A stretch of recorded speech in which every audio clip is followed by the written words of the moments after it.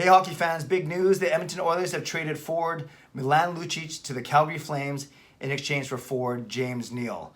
And we heard about these Lucic rumors for the past little bit given his poor performance and his big contract. He only had 20 points in 79 games for the Oilers, contract paying him $6 million for the next 4 seasons.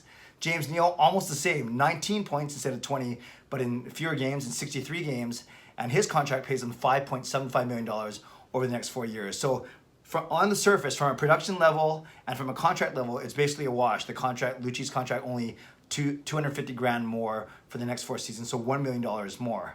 However, we've learned, although the details haven't been completely confirmed, that Edmonton had to retain a bit of Lucic's salary. I don't know how much. If you do split the difference, or do you take the whole $250 difference? We'll see. We'll figure that out, or we'll learn about that in a bit. And they also had to include a conditional draft pick. So that means, by all accounts, that they basically had to sweeten the deal for the Calgary Flames. And in essence, that means both sides are agreeing that James Neal is worth more than Milan Lucic at this point in their careers. They're both 31 years old, but when you look at their career stats, very similar points. I think James Neal had the better overall season back in the day when he was with Pittsburgh, but James Neal also has a better points per game, average, or points per game stat. But that does mean that James Neal also isn't as healthy as Milan Lucic. So a lot of different ways to look at it.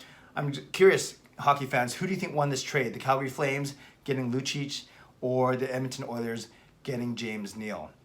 And then more importantly, to tie this into the Canucks, to the Canucks a little bit, what does this mean for Loui Eriksson and his contract? Does this give you hope for the Canucks, saying, yeah, these contracts are movable, you just have to maybe include a sweetener or two and be a little bit creative? Does it give you hope that the Canucks will be able to move Loui Eriksson's contract?